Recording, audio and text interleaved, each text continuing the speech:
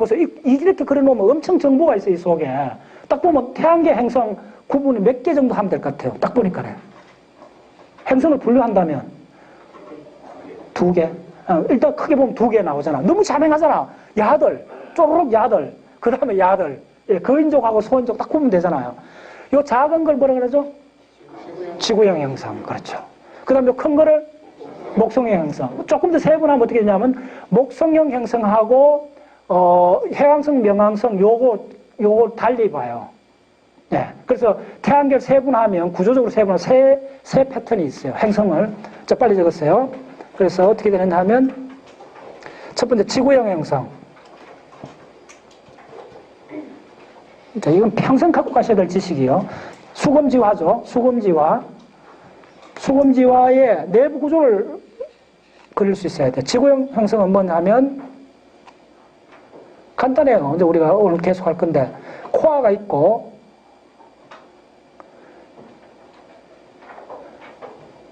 자, 여러분 그 지구의 코어를 그릴 때 어떻게 그려야 되겠어요? 이렇게 하고 요렇게 그려야 되겠어요? 아니면 이렇게 크게 그려야 되겠어요? 적당하게 이렇게 그려야 되겠어요? 요게 맞는 것 같아요? 이게 맞는 것 같아요? 요게 틀렸어요. 이거예요. 반지름 한번 따져봤어요. 외해까지. 외해까지가 2,900km요. 예. 그 반 차지해야 돼요. 그래서 개념 바꿔야 되잖아요. 핵이라 하니까는 저 핵융합 할 때는 한 10%밖에 안 되지만 지구로 봤을 때 핵은 굉장히 커요. 굉장히 커요. 예. 그래서 좀 크게 그려줬어야 돼요, 핵을. 핵이 있고, 그 다음에 이제 멘털이 있고, 대부분 동일해요. 이게 이제 그다음에 철핵으로 했어요. 철핵이 있고, 그 다음에 규소 멘털, 그 다음에 지각이 있어요. 다 동일해요. 수검지와 다 동일해요. 됐죠? 예. 네. 자, 그 다음에 목성형 행성은 자, 목성형 행성을 한번 해보세요. 목성형 행성 어떻게 됐나 하면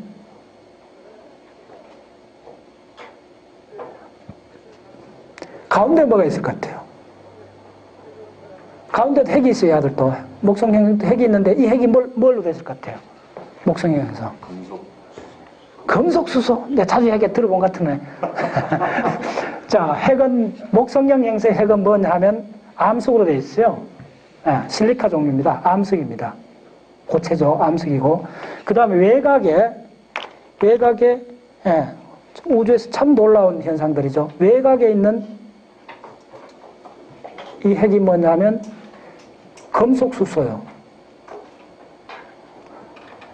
메탈릭 수소, 결정화된 수소입니다. 수소가 기체인데 이거는 아주 온도가 낮고 압력이 무척 크니까 팍팍하게 패키징 해갖고 금속, 메탈릭 타입의 수소가 되어 있어요. 그 다음에 이거는 뭐냐면 액체 수소요. 완전히 다르잖아요. 달라도 이렇게 다를 수가 없잖아. 완전히 다르잖아요. 목성행성 지구하고. 네. 자, 그 다음에 천왕성하고 천왕성, 해왕성은 어떤 식으로 되어 있을 것 같아요? 천왕성, 해왕성은 어떤 식으로 되어 있나 하면 네. 이것도 코어가 있어요. 자, 이거는 무슨 코어 같아요? 이것도 코어가 있어요.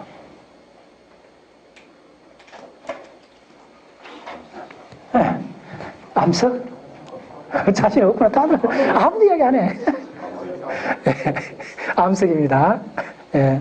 코어가 암석이고. 자, 그러면 코어를 둘러싸고 있는 두 번째 핵은 뭘 같아요? 두 번째 첨은. 매제 동에서 작업, 그렇지. 예습을 해야 돼. 저렇게 예습을 하면 정답인 거예요. 얼음이 놀랍게도.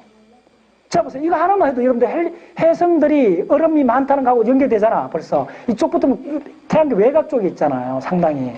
자, 얼음. 벌써 굉장히 중요한 개념이에요. 그러니까 물이 H2O가 얼음 형태로 코어를 구성하고 있다. 얼마나 놀라워요, 여러분들. 예, 이게 얼음으로 돼 있어요. 그 다음에 얼음. 자, 마지막이 뭐냐 하면 마지막은 예, 액체 수소입니다. 자, 얼마나 놀라워요. 예. 여러 사람들은 아무도 안 놀라하지만 난 항상 놀라워해요. 그 점이 여러분들하고 저하고 달라요. 항상 놀라워해야 돼요. 예. 얼음이 얼마나, 한번 생각해보세요. 상상을 초월할 얼음이잖아. 자, 그러면 얼음을 암석 비슷하게 생각해도 되겠죠, 이제. 우리가 평소 갖고 있는 얼음 개념 바뀌잖아요. 예. 얼음을 암석으로, 광물의 일종으로 보는 거야. 석탄도 광물입니다. 석탄도 광물이고, 소금도 광물이요. 예. 얼음도 광물로 보시면 돼요. 거대한 행성의 코어를 구성하고 있는 얼음으로 되어 있다는 거예요. 예. 지구에 대해서 진정 여러분들 놀라워하려면 알아야 될 지식이 하나 더 있어요, 그게. 뭐냐면, 예, 당연하죠. 뭐냐면, 대기를 봐야 돼, 대기를 봐야 돼. 대기는 다 비교할 필요 없이, 왜 다 비교할 필요 없나 하면 이쪽 가면 대기들이 아주 개념이 희미해요. 왜냐면, 액체 수소, 그 다음에 뭐, 클라우드 비슷하게 이렇게 돼 있고, 덴스한, 이렇게, 기체란 개념도 확 바뀝니다, 저쪽 가면요. 예. 그래서 꼭 비교해야 되는 게 뭐냐 하면, 요거 아주 간단합니다. 화성, 금성, 지구, 항상 요 세 개의 행성을 비교하셔야 돼요. 그럼 개념이 확 들어옵니다.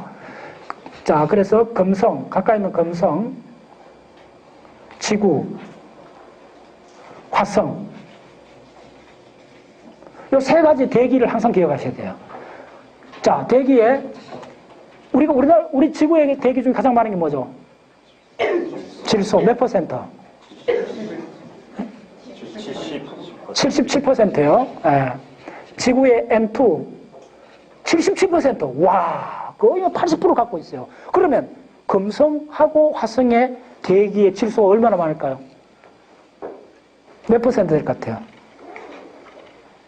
대충이라도 이야기할 수 있는 사람. 0.1%? 그런 근거는? 그 금성 같은 게 이산화탄소가 거의 90몇 % 가지고 있으니까 N2 같은 경우 그렇지. 어쨌든 정확하게 몇 퍼센트 몰라도 금성의 이산화탄소가 대부분이라는 거 알면 이건 무지하게 적다는 거 알잖아요. 그 무지하게 적은데 그냥 조금 써보세요. 한 1%? 0.1%? 와, 되게 짜다. 또 없어요?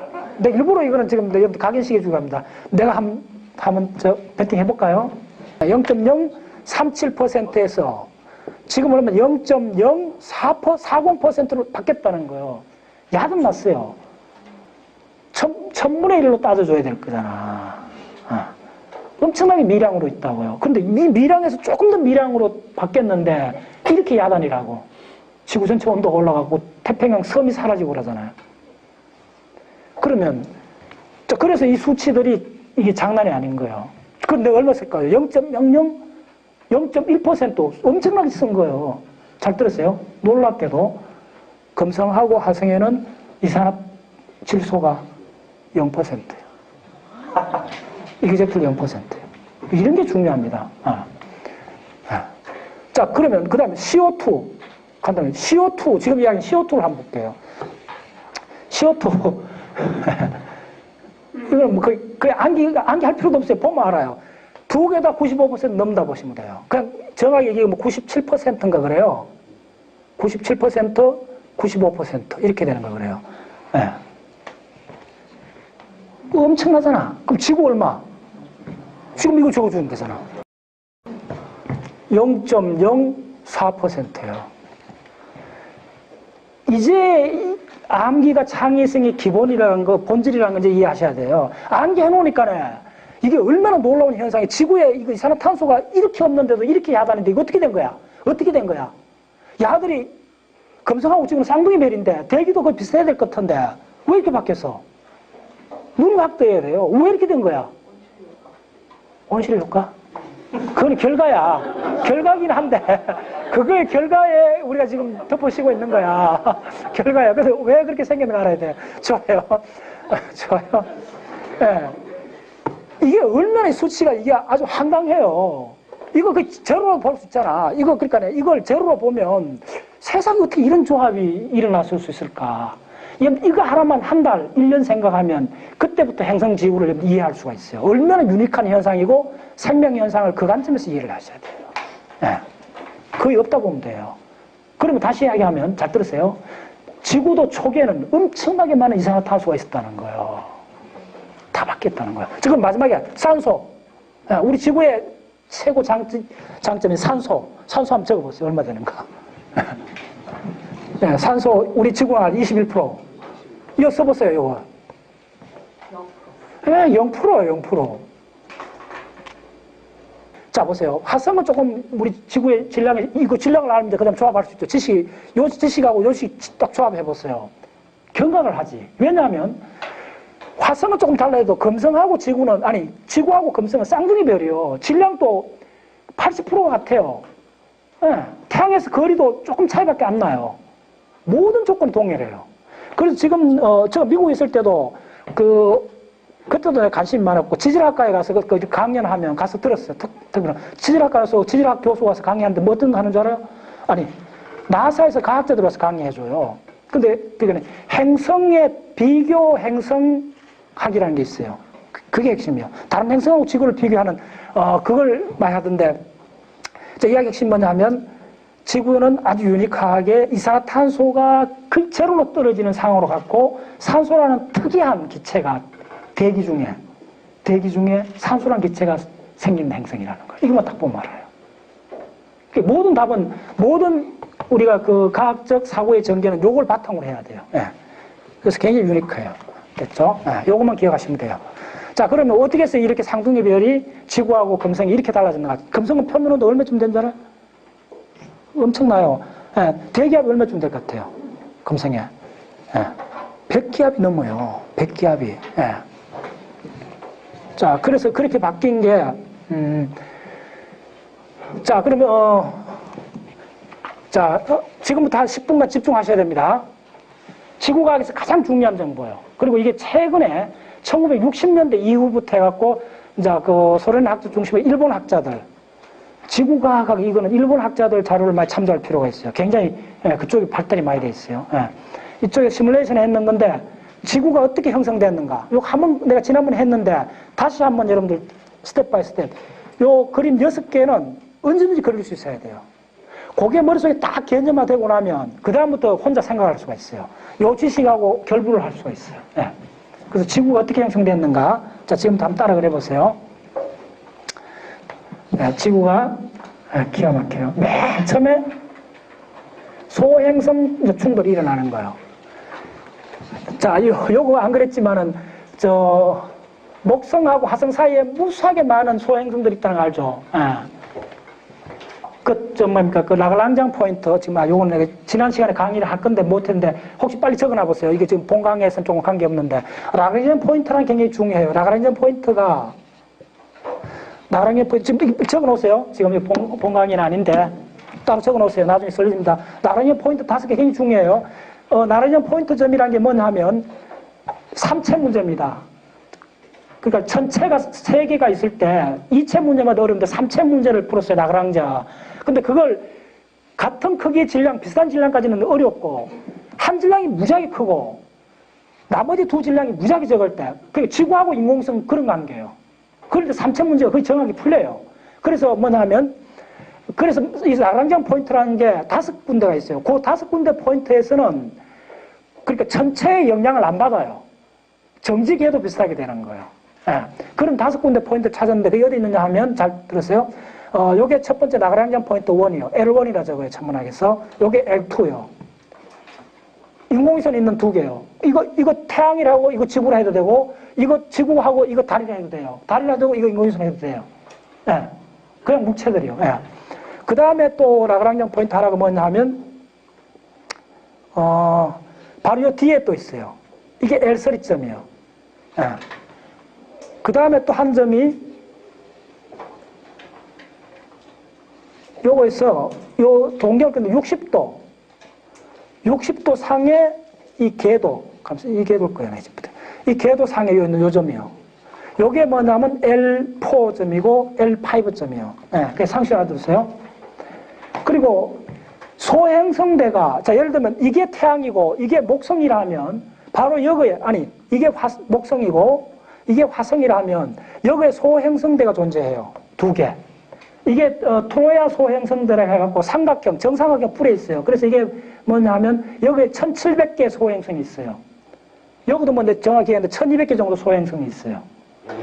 이렇게 있어요. 라그랑장 포인트 있다고. 이게 라그랑장 포인트 소행성들이 있다고. 화성하고 목성 사이에 소행성이 있다는 이야기 들었죠? 있고.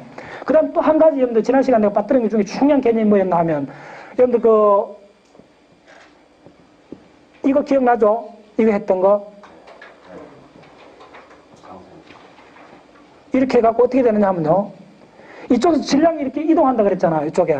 자, 잘 한번 보세요. 요거는, 지나갔지만 내가 금방 설명드릴게요. 백석외성하고 레드자이언트가 이렇게 되어 있으면 레드자이언트 이 상태에서 요거의 백석외성으로 물질이 빨려 들어가잖아요. 요 현상이 행성계에도 그대로 일어나요. 행성계에 일어나면 어떻게 되느냐 하면 빨려 들어간 물질이 이 파편들이 어떻게 되느냐 하면 여기에 이렇게 그러니까 생각해보세요. 빨려 들어가고 여기에 무거운 토성이 있다 합시다. 토성 여기서 이렇게 뭐냐면 백석외성이 있다 했을 때 빨려 들어가면 물질이 상도로 생각하면 이렇게 분포해야 될 거 아니에요. 그게 상식이잖아. 네. 그런데 잘 이게 굉장히 중요합니다. 근데 토성의 링이 어떻게 생겼냐면요. 만약에 어떤 천체가 빨려 들어갔는데 이 물질들이 파편들이 이 안에 들어와요. 빨려 들어왔는데 구형태로 분포하지 않아요. 구형태로 분포하지 않고 이 면, 그래서 아까 여기 그랬던 요 링 면, 요 면에만 존재하는 거예요. 그래서 이거 왜 이렇게 생겼는가는 백석외성하고 레드자이언트의 물질 흡입에 의해 갖고 생겼는 그 현상하고 거의 동일하다고 보시면 돼요. 요게 로시 한계를 넘어서는 질량은 여기로 다 빨려 들어가게 돼 있어요. 빨려 들어가면 이게 랜덤하게 분포하는 것이 아니고 이 어떤 전체가 있다면 행성이 이렇게 돌잖아요. 자, 행성이 왜 이렇게 돌까요? 이렇게 돌아도 되고 랜덤하게 어느 방향 돌아도 되는데 왜 한 방향을 돌까요? 그래서 이거 일부러 이렇게 그린 거예요. 여기도 그래도 무슨 지구여 그리고 목성여 그려도 되잖아요. 근데 그렇게 하면 틀렸어요. 그렇게 안 있어요. 한 면에 지금 입체로 생각하시죠. 이걸 입체로 생각하면 모자태처럼 한 면에만 존재해요. 그게 왜 그러냐 하면 가운동량 딴 거였어요. 가운동량은 R 곱하기 P가 되니까네. 이거 R은 반지름이고 P는 MV, 움직이는 방향이잖아요. MV니까. 움직이는 방향은 반드시 어떤 방향을 취해야되냐면 이 벡터의 수직인 방향만 존재할 수밖에 없어요. 자, 무슨 이야기냐면 간단히 이렇게 정리하세요. 행성이 움직이는데 왜 이렇게 어떤 행성은 이렇게 움직이고 어떤 행성은 이렇게 움직여도 될 건데 왜 전부 다 이렇게 움직이냐 이 문제거든요. 왜 전부 다 이렇게 움직이냐면 물리적 기호는 간단해요.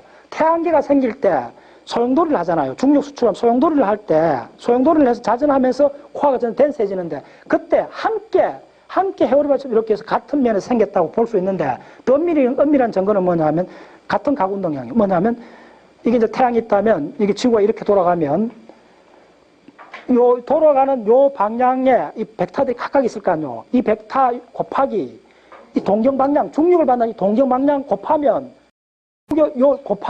수직 방향이 생겨요. 벡터적으로. 요 수직 방향에 수직한 면, 그렇게 이 면이 되잖아. 수직한 면밖에 없다고. 자, 그것도 이해하기 어려운 분들은 이렇게 생각하세요.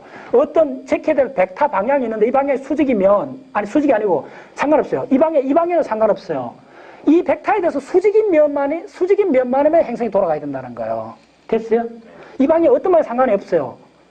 이게 L 방향이에요. 모멘텀 방향이에요. 이 모멘텀 방향의 수직인 평면에서만이 행성이 돌아가줘야 앵귤러 모멘텀이 보존이 되는 거예요. 그래서 모든 행성이 한 방향으로 움직이는 거예요.